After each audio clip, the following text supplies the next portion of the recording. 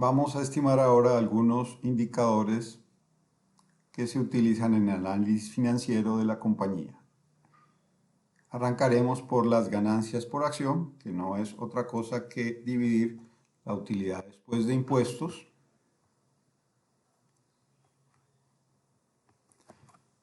entre el número de acciones de la empresa. Este indicador lo observan los analistas para ver si va creciendo en el tiempo. Vemos aquí que ha crecido, no de manera muy importante, pero ha crecido en los últimos años.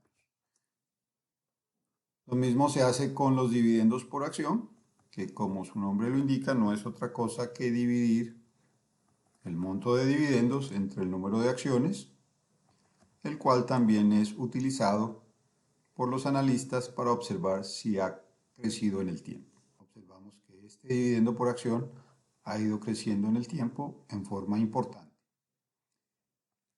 Luego hallamos el valor intrínseco o el valor en libros de la acción, que no es otra cosa que dividir el patrimonio de la empresa entre el número de acciones.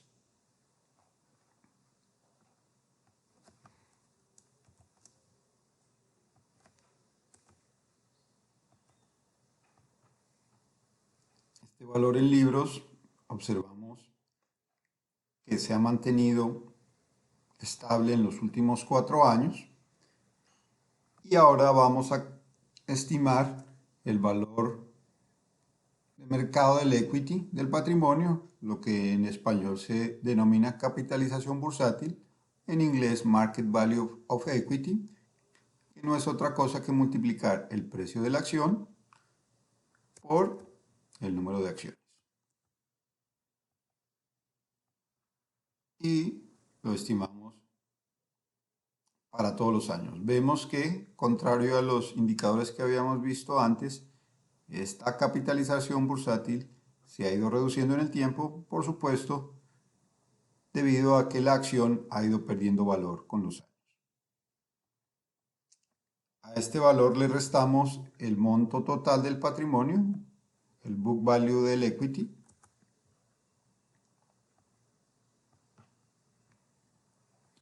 y esta diferencia es lo que se denomina el valor de mercado agregado. Observamos que el valor de mercado agregado ha ido reduciéndose en el tiempo, cual es un indicador también de que el precio de la acción no ha ido evolucionando en forma positiva en los últimos años. Finalizamos estos cálculos estimando el costo de capital de la compañía utilizando el porcentaje de deuda neta con relación al patrimonio de la compañía. Este valor también puede estimarse utilizando el monto de la deuda bruta, depende del propósito que uno tenga. Con estos cálculos establecemos el valor del costo del equity para, una vez estimado el costo de capital, incorporarlo en nuestro cálculo del EVA. Previamente hemos determinado que la tasa desapalancada para esta empresa es de 8.46 y que el costo de su deuda es de 8.2%. Este valor del costo de la deuda surge de estimar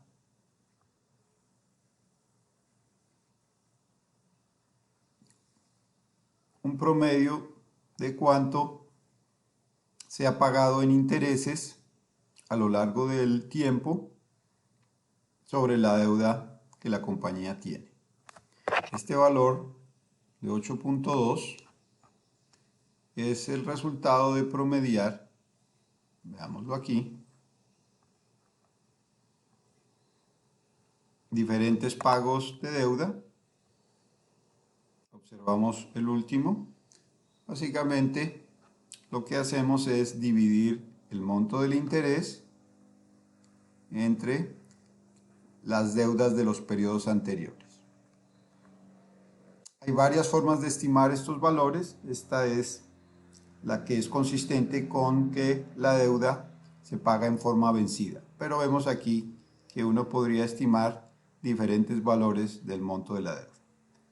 Tomamos la decisión de hacerlo de esta manera y utilizar el 8.2% como el costo de la deuda.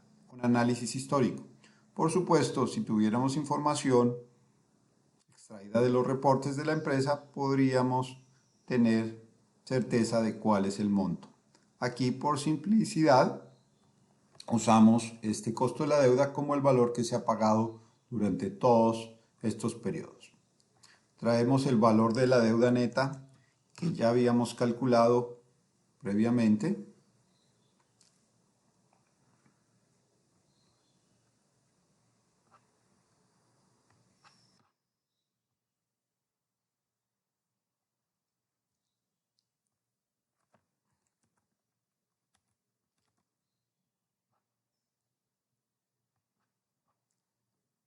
Y para hallar ese porcentaje,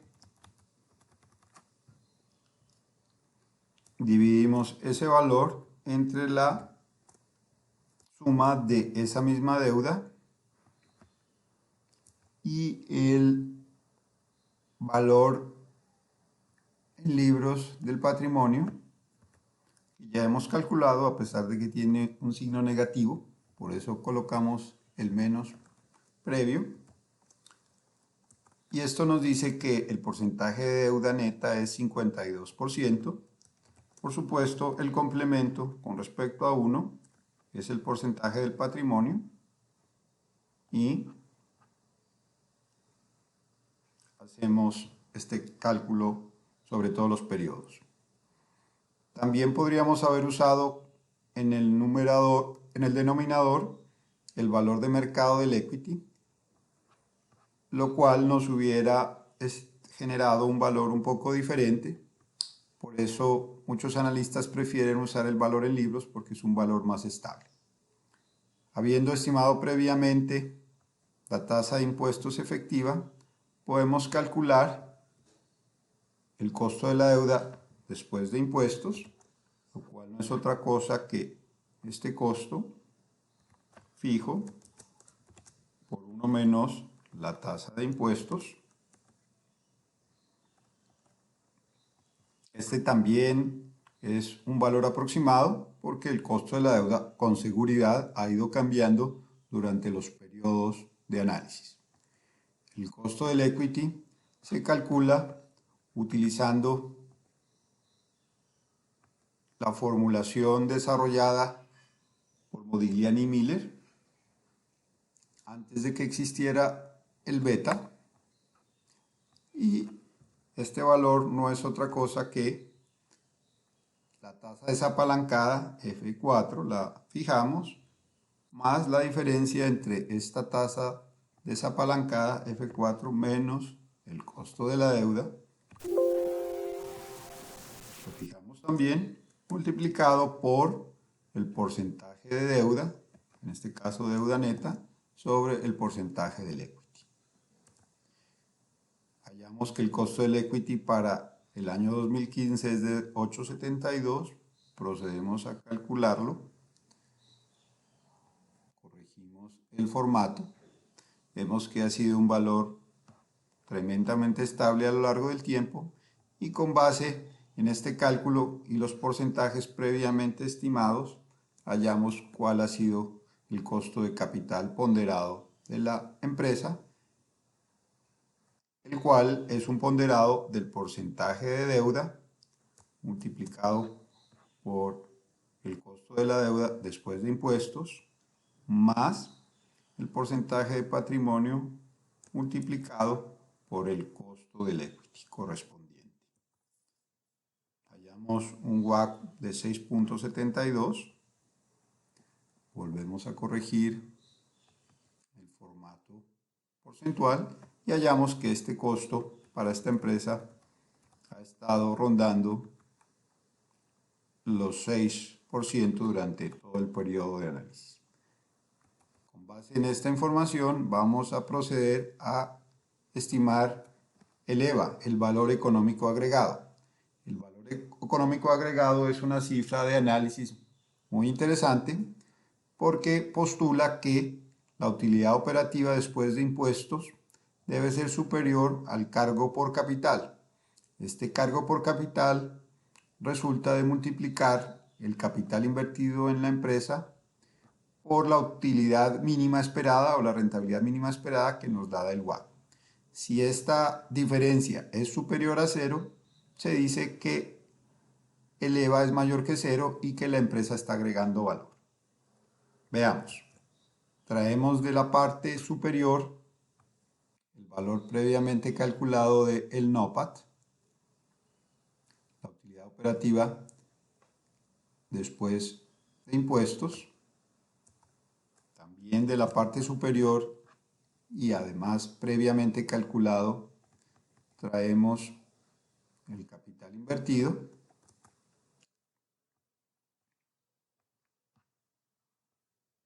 estimamos la utilidad mínima esperada o el cargo por capital, que resulta de multiplicar el valor invertido en el periodo anterior por la rentabilidad esperada, que es el WACC.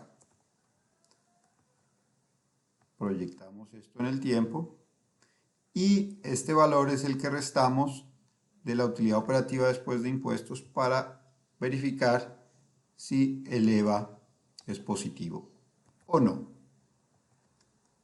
Encontramos que para este año lo es. Sin embargo, en uno de los años, este valor es negativo. Este análisis nos muestra que la compañía agrega valor, lo cual es una noticia positiva para sus accionistas. Una forma alternativa de estimar el EVA es calcular el retorno sobre el capital invertido, una importante cifra de análisis que resulta de estimar cuál es la utilidad operativa después de impuestos dividida entre el capital invertido del periodo anterior. El retorno sobre el capital de este año vemos que es el 7.2% y vemos y observamos cómo va en el tiempo creciendo un poquito después de una reducción en el año 2017. La forma alternativa de cálculo del EVA implica que al capital invertido del periodo anterior lo multiplicamos por la diferencia entre este ROIC y el WACC del periodo anterior. Por supuesto, si el ROIC, el retorno sobre el capital invertido, es superior al WACC, tendremos un valor positivo. Observamos que nos da exactamente el mismo valor calculado previamente, solo que esta vez en términos de los retornos lo proyectamos en el tiempo y observamos que nos da los mismos valores. Este cálculo es muy interesante porque nos está diciendo que siempre que el retorno sobre el capital invertido es superior al WACC, tenemos EVAs positivos, lo cual es una buena noticia para los accionistas.